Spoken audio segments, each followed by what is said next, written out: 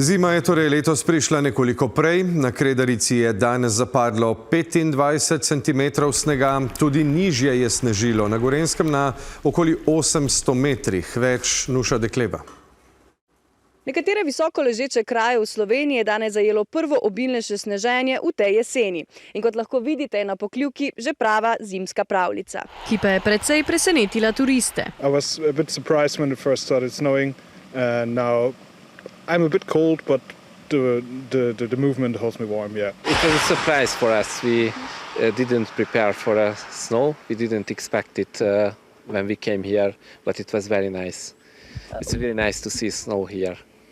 Where do you come from? From Hungary. From Hungary, Yeah, okay. we have very little snow nowadays, so it was very nice to see it and experience it. Meja sneženja se je čez dan postopno spuščala, zato pa je, tako Andrej Velkavrh, dežurni prognostik na Arsu, poskrbel prehod izrazite hladne fronte. Se je spustilo nekje do okrog 700-800 metrov, da bi na 700 metrih zapadel sneg, ne vem, če seveda nimamo čisto podrobnih podatkov, ampak večinoma tam nad 900-1000 metri pa je kar pobelilo. Največ snega je tako zapadlo na Kredarici, in sicer 25 cm, sledi Zelenica z 19 cm, na Voglu ga je zapadlo 17 cm, na Vršiču pa 14. To mejo sneženja treba gledati tudi z drugega stališča. Če bi bila meja sneženja precej visoko, bi bil učinek ali pa odtok tega dežja precej večji in tako je bil manjši učinek na vodotoke. Arso je sicer za jugozahodni del države izdal oranžno opozorilo, a se napovedi v celoti niso uresničile. Količina padavin ustreza